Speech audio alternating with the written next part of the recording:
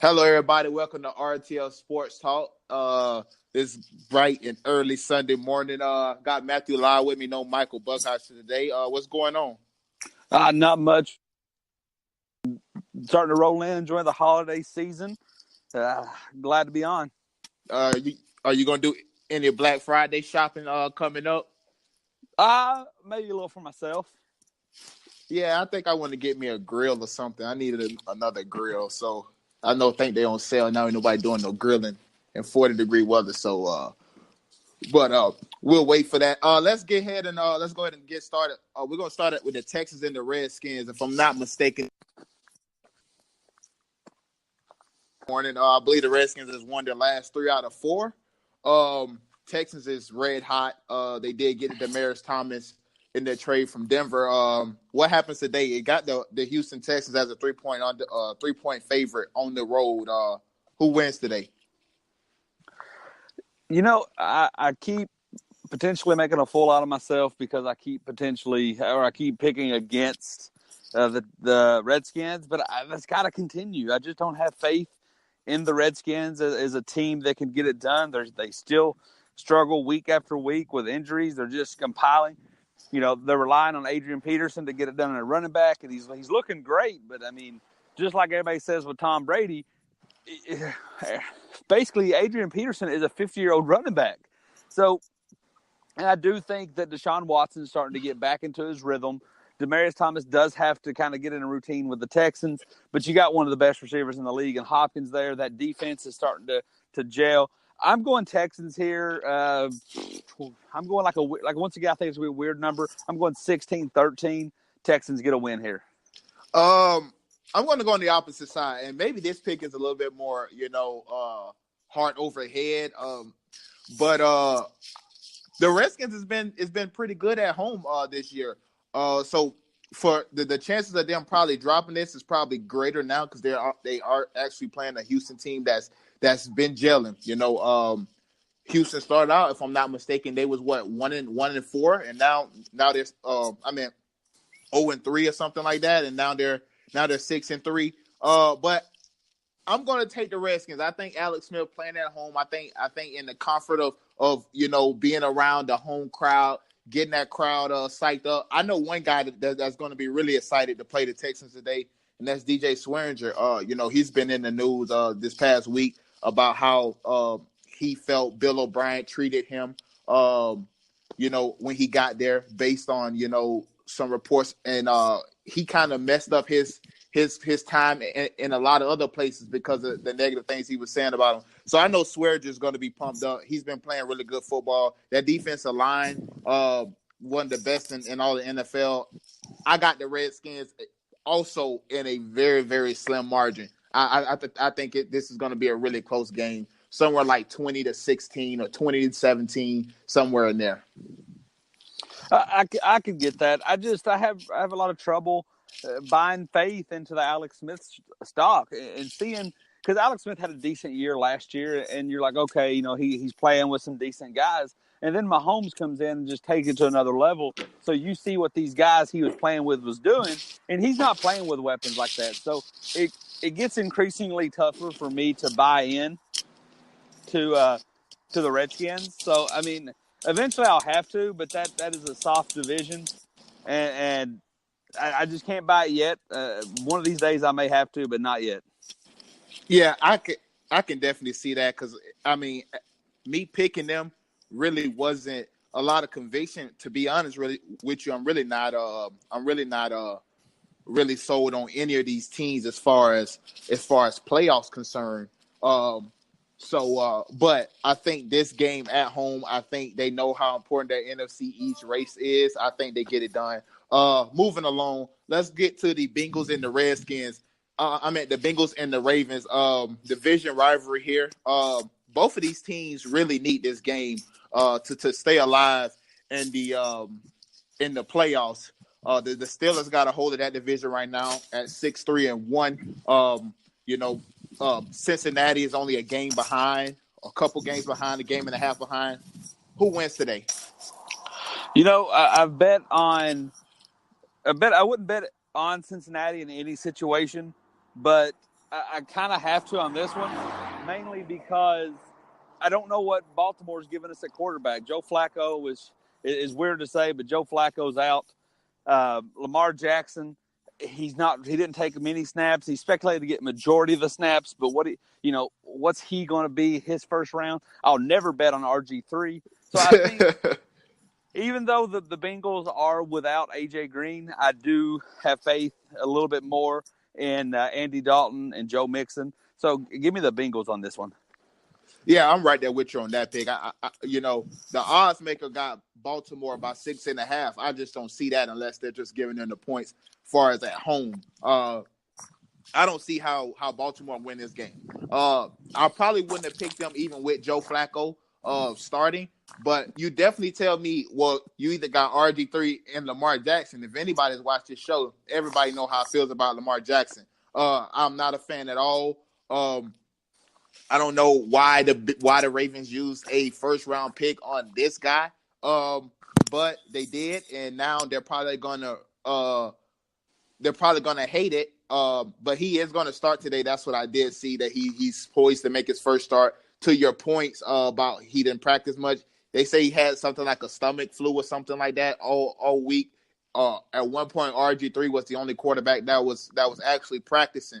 So I'm sure RG3 is going to get some play too. I don't see him making that much of a difference either. But I got the Bengals by 17 today.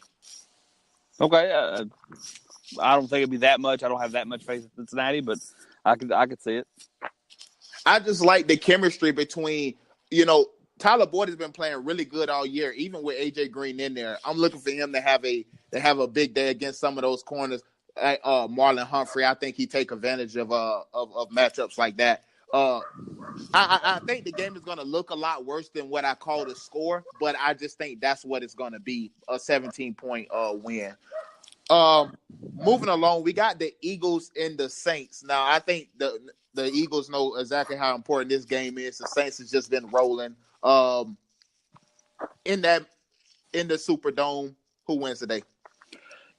I've often said that I think the Eagles are going to bounce back and win that division. But the more I've seen, when the Eagles need a win, they're not getting the win, and that becomes kind of discouraging for a team in general. The Saints are firing on all cylinders. If it's at New Orleans, I don't see anything really that the Eagles can bring to offset that talent. I got the Saints 34-17. Yeah, I think the Saints win this game. The Eagles is clearly not the same team that they were last year when they won the Super Bowl, but who normally is. They banged up at running back. They did get Golden Tate at the trade deadline. They have Alshon Jeffries out. They have Zach Ertz. But to me, I think it all comes down to a guy like Carson Wentz. I am not sold that Carson Wentz. Of course, he's going to be a good quarterback in this league. He's going to be a starting quarterback in this league for a long time. He got his Super Bowl. I'm going to equate his career to being somewhat of the Joe Flacco type career. And I don't think that's really a knock on him. I just think that it's a whole lot of unfair pressure on him. The way he came into the NFL right away, had a pretty good year. And then, he's on pace to win his first MVP the year they win Super Bowl, and then he gets hurt. I'm just not a believer in that guy. So for me, I'm taking the Saints as hot as any quarterback in the NFL right now. So why not? Moving along, we're gonna get some quick picks in here before we get to the Sunday night game, Vikings at Bears. How important that game is also in division rivalry. We got the Panthers at the Lions. Carolina's a 4.5 favorite. Where we going with this one? I'm going to go the unpopular opinion, but I think this is, you saw the beginning of the collapse versus Pittsburgh. Detroit is nothing special. I think they get it done here. I think Detroit finds a way to beat Carolina. I actually gonna go Carolina. I think this loss probably kind of humbled Cam a little bit. Bring him back down to earth. Keep him having fun, but not too much fun. Especially being that they're already behind in that NFC South division, and they're basically just playing to get a wild card. I got Carolina by 3 on this one. Next we got Titans at Colts. Both teams kind of need this win as well. You know, the Colts seem to be trending upward. Colts at home, 1.5-point favorite. Who you got? You know, the Titans have beat 3 of the 4 conference final or conference title game participants. They beat the Patriots, they beat the Eagles, they beat the Jaguars, but they also lose to every team that they shouldn't lose. And Andrew Luck is playing really solid, so give me the Colts here. Yeah, I'm right there with you. I got the Colts. For me, I'm just taking Andrew Luck over Marcus Mariota. And they're at home with a surging team. Ebron coming off his best game as a pro. And you know, he's already been using both his tight ends very well, which I think Bill Belichick and that offense kind of started Josh McDaniels, the 2 tight end system. And it's working well for the Colts. Give me the Colts by 7. Next, we got Cowboys at Falcons. Both teams are 4-5. Dallas coming off a win over the Eagles. Who you got? Falcons at home in Atlanta. In the Georgia Dome. You said something very important right there to me. You said Dallas coming off a win. Typically, I don't have a lot of faith in Dallas at all, and I really don't have faith in them coming off a win. Give me Atlanta in this one. Yeah, I got Atlanta. Matt Ryan, Julio Jones is finally kind of getting in the end zone a little bit. I think this offense is mad this team is mad because they know they're a lot better than 4-5. Give me the Falcons by 10 at home. Buccaneers and the Giants. Giants got their second win of the season last week, or on Monday, right? I believe it was Monday night against the 49ers. Buccaneers don't know what they're going to do. Are we going to see some Fitzmagic? Well, actually, this is the type of game that you don't see Fitzmagic. You see Fitzmagic in games you don't expect him to play, or you don't expect him to show up. And when they're already facing a huge deficit, give a game where Fitzmagic is expected to show and expected to win and expected to dominate. I'm going to show you a Ryan Fitzpatrick that's going to struggle. So give me the Giants in this one. So let me ask you a question real quick before we move on to the Steelers and Jaguars. Why would you want to win if you're New York? What is this saying about them winning? You know, because I said last week I thought they should have lost. I thought they were going to win, but they should have lost. This week they got another winnable game. Why do they want to keep winning? Why if they're not? Getting rid of Eli? I mean, why not? Because here's the thing. This isn't 2012 with Andrew Luck. This is the NFL. This is the NBA where typically there's one surefire guy going to be sitting in the top 3. This is the NFL. Anybody, and you can find elite running backs in the 5th round. You can find elite quarterbacks in the 2nd and 3rd round. There's not going to be especially this year in the draft when your need is a quarterback, there's not going to be a big, huge difference between that 1st pick and that 5th pick. We don't even know who's coming out. The consensus say Justin Herbert's probably about one of the best, but he's no guaranteed to come out. I don't have a lot of faith in Will Grier. I don't have a lot of faith in some of these other guys coming out right now. So if you're the Giants, you've got to build camaraderie to the rest of the team. You got to try to make Odell as happy as possible. You got to try to get Barkley in the best NFL shape as possible. He's already shown to be great. You got to keep building on that. Your hopes is he turns into a Todd Gurley type player, a Kareem Hunt type player. So you need to get as much winning with this because I'll be honest with you, when I look at this draft, there's not a whole lot of difference between 1 and 5 for me. So that's why if there was Andrew Luck coming out and you wanted to quote-unquote suck for luck, I get it. But that's not really a thing this year. So I'm saying get as many wins under your belt as you can and then build from that. Now, you said a really important thing, especially about the Justin Herbert situation, because I was watching Mel Kiper the other day, and you know he said the same thing that this Herbert he's the best quarterback in the draft. He's not the best player, obviously, but I think he had him rated like 3 or 5 or something like that. And he said, but it's not a for sure that this guy's going to come out. So what you're saying is the Giants might as well take an approach of this is our last season with Eli. Let's win. We're going to put the young guy in there next year because we'll probably be out of the market for Justin Herbert if he does come out. If he doesn't, at least we're preaching winning. And you think Odell's going to be happy with that? Well, I mean, because I think he's the big domino. I mean, Odell's going to be what Odell is, but what you have to have is right now you have a fairly young, unimpressive team with a veteran 2-time winning Super Bowl quarterback who's not got it, who doesn't have it anymore. So what you kind of need to do is next year, and then I would say the same thing for Oakland, what you kind of need to do for next year, you're going to have a young squad. You got to find next year's winner. And in my opinion, that's going to be Saquon Barkley. But he's a rookie this year. So if you go 1-15, he doesn't know how to win. But if you're able to squeeze out a 4-12 and win, I don't know, 3 of your last 5 or 6 games, he's kind of starting to learn that. He's starting to learn how to close out NFL games. So then next year, if you do got a rookie quarterback, it's kind of him taking over the reins. So now you got Barkley helping out a young quarterback. If you just tank it and you're just getting destroyed, well, that's going to – when you put a rookie quarterback back there next year with Saquon Barkley, who's a sophomore who doesn't know how to win either, it's going to get uglier. So I think since there isn't that surefire answer, you just try to win as much as you can. And so let me propose this to you.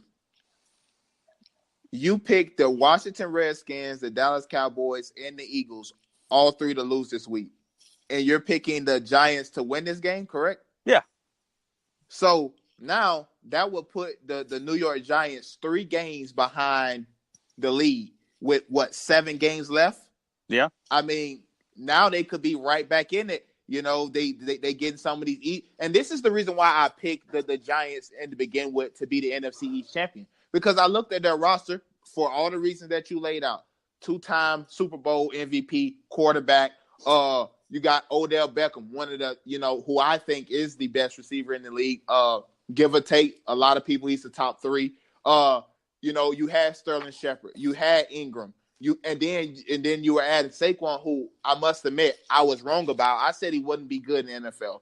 I knew his talent. I knew how good he was. I just didn't think it would work in the NFL, and it's been working for him.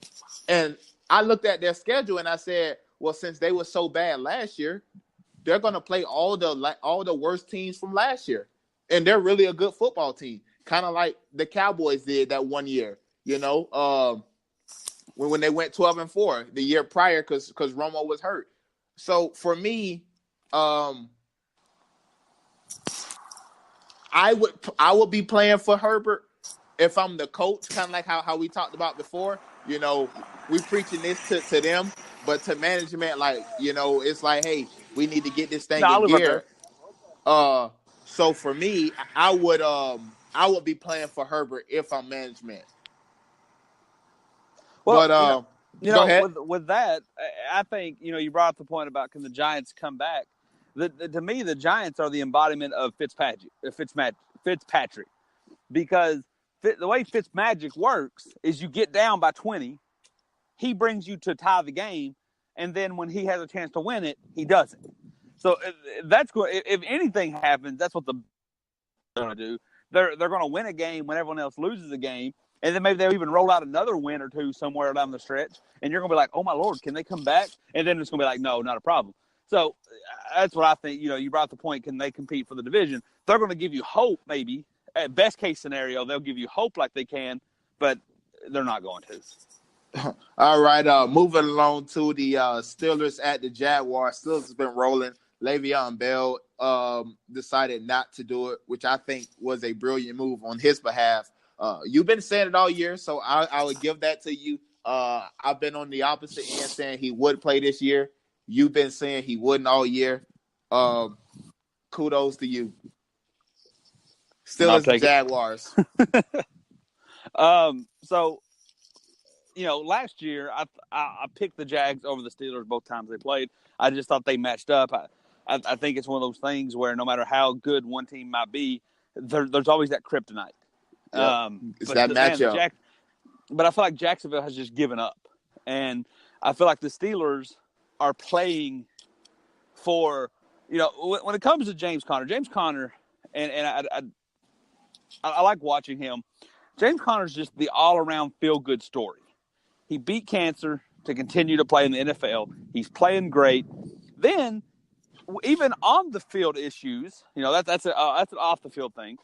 An on-the-field thing, James Conner gets to be the natural protagonist to Le'Veon Bell's antagonist. Le'Veon Bell gets to be the villain to Pittsburgh fans. And then here comes James Conner and says, well, I guess I'll just step in and do what's expected of me. And he does it great. And now this Steelers team's really been gelling here of late. And now with the even though I think somebody in that organization knew Le'Veon wasn't coming back, and a lot of his team members knew he wasn't coming back, but now it's a definite. Now you can play without that dark cloud being over you. I got the Steelers winning by as much as they want, 30 if need be. All great points, honestly. Yeah, I just don't have any faith in the Jacksonville Jaguars. I mean, they are the Jacksonville Jaguars, and that defense, who was gritty and tough and rough last year, they seem to take a step back. And and maybe is that because of their quarterback? They know that they can't win. I don't know what it is, but this Jaguars defense is definitely not the same defense that we saw last year. Now it's still good, and that's saying a lot. This team is not even playing good, but as good as they can, and they're still one of the top of the league. But I just think Big Ben, that offense, Juju Smith-Schuster, Vance McDonald, James Conner, Antonio Brown, the Wi-Fi is still on and it's working and it's strong. Yeah, give me the Steelers by a lot. Next game, Broncos at Chargers. Chargers has been on the road, man, 7-2. This game is in LA. Playing in the division though, so this could be a tricky little sneak up game for the Chargers. What happens today though? The Chargers are the best team you don't care about, and they're going to continue to show it, and I think they'll win pretty easily. Yeah, Melvin Gordon. If most people haven't watched Melvin Gordon, this dude is having a really nice season, but as you said, nobody really cares about him. Yeah, I got the Chargers. Derwin James, defensive rookie of the year for sure. Yeah, I like the Chargers. Raiders at the Cardinals.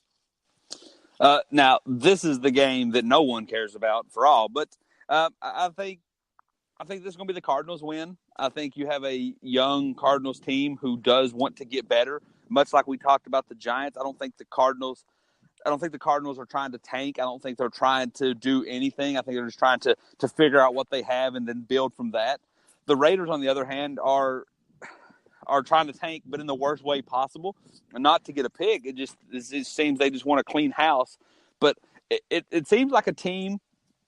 The Raiders seem like a team that was good enough to do some things, not win a Super Bowl by any means, but they were good enough to do some things, and they didn't like that, and they wanted to re-break the bone so it could set correctly. So this is the very painful part of re-breaking that team. They are trying to get rid of almost seemingly everything so they can rebuild. And I have no clue how this is going. This is one of those rare things that we haven't seen. Most teams that are in this level of mediocrity tend to want to stay there, tend to want to set up camp at mediocre land. But the Raiders didn't. Or John Gruden didn't, or somebody didn't, and now we're seeing this very painful picture of this what was seemingly a young, solid team. Mind you, this team was making great strides not too long ago before Derek Carr went down. So, prior to this season, of course. So now we're seeing something completely different. I don't know what's going to come of that. I don't know how this is going to break out. So give me the Cardinals on this one. Well, I said a few probably like last month or so on the show that I thought that when John Gruden gave his vote of confidence to Derek Carr, I thought that was him keeping his spirit up so his play doesn't drop, so his trade value can go up. Because I think John Gruden is doing what I said the Giants management should be doing, and that's playing for Justin Herbert. I think John Gruden gets a quarterback in this upcoming draft. To your point about a team that was there, but couldn't win, that's what John Gruden saw, and he knew that with Derek Carr as his quarterback, yeah, we can be good. Yeah, sometimes we can be very good. But Derek Carr is never going to win me a Super Bowl. Khalil Mack is really, really good, but if I can move him for some draft picks, maybe I can get me an Oliver. So I think John Gruden know what he's doing. This first year is going to be painful. I got the Cardinals because I don't just really want to win.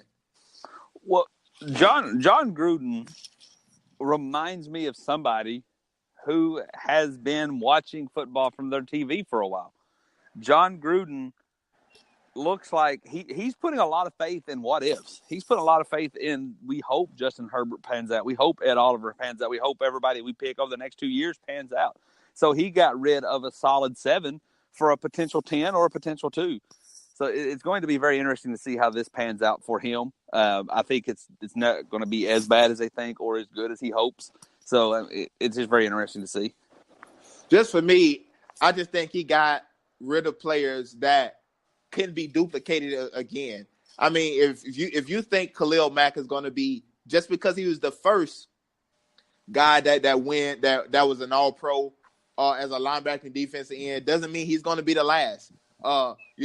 Derek Carr he's pretty good, but I think there's better QBs out there.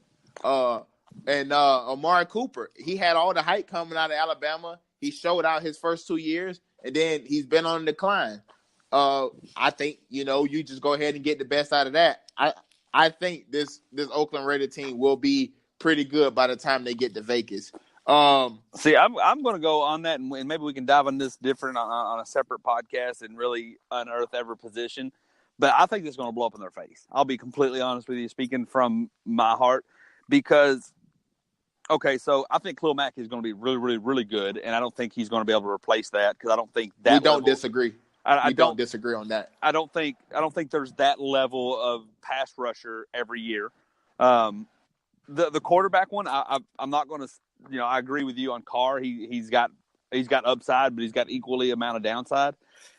But man, you've seen the core. I mean, we could make an own podcast rolling through everyone who's failed as a first round quarterback. And receivers, I'm fine with that one because receivers, I think in today's climate with today's rules and today's level of athlete, that's replaceable at any time. So I have no problem with the Amari Cooper one. I think that was actually a really good one for the Raiders. But it's the other two because they say that two of the most important things to win the NFL is to have a good quarterback and a good pass rusher. And you get rid of, no matter what you think of them, at the very least, 2 decent ones. And your fingers crossed and you're hoping you can replace them. That's just very risky, but I don't think it'll pan out. But, hey, if you're going to Vegas, you got to be prepared to have some risky behavior. Yeah, it's just for me. I think Khalil Mack can be duplicated. The output and production. I mean, we seen it in a guy like Von Miller. We seen it before J.J. Watt really started having all these injuries. We seen it in a guy like J.J. Watt who could play the inside 2 technique and then hop outside. Like he does it all. He moves at all positions on the defensive line. For me, I just think we've seen this before, and he can get it back. There's some really good pass rushers in college football right now. Some really good pass rushers. And if they get put in the right scheme, I mean, who knows what'll happen. But moving along to the Sunday night game, Vikings at Bears. Bears are a 1-game. They are a 1-game lead ahead of the Minnesota Vikings for the NFC North division. The Vikings is my NFC North pick, so I'm definitely going with the Vikings. Give me Captain Kirk by 10 tonight over the Bears. Well, so let's just imagine I'm looking at a couple of stocks. I have one that's been pretty solid for me, and then I have one that's been hot as of late, but I'm not quite sure. I'm still going in, and I'm still placing my money on the sturdy stock, but best believe I'm keeping an eye on the new flashy one. So I'm going to go Vikings on this one, but I'm going Vikings with this one with a solid eye watching on the Bears because this might be changing of the guard. I mean, if the Vikings come out and get a pretty decent win, which I could easily see them doing, then I'm saying, okay, well, the Vikings are the best team in that division overall. But if the Bears, I don't think this game will be close. I think this will be a double-digit game no matter who wins. And I think that's why it's so hard for me to pick. But if it's the Bears, then it's time for you. This is the changing of the guard in this division. I'm going Vikings right now, but I'm definitely keeping a full eye on the Bears. Yeah, and the Vikings definitely got a tough hill up battle. I mean, they are playing in Chicago at Soldier Field. That's not an easy place to play. You know that stadium is going to be loud. They got the second place Vikings coming in, ready to overtake division because they're on the tiebreaker. Uh, so for me, it's going to be tough. And Matt Nagy has got Mitchell Trubisky playing really, really well. That offense that he runs is easy for Trubisky. It's more like North Carolina college football stuff, and it seems to be helping him. And that's why I said I wish a Lane Kiffin or Sarkisian would come at least be the offensive coordinator for the Browns, because that'll help Baker so much.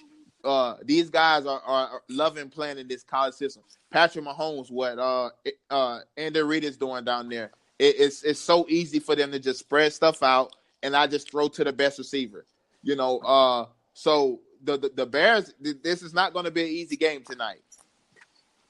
I would certainly agree. All right, guys, that's going to be it.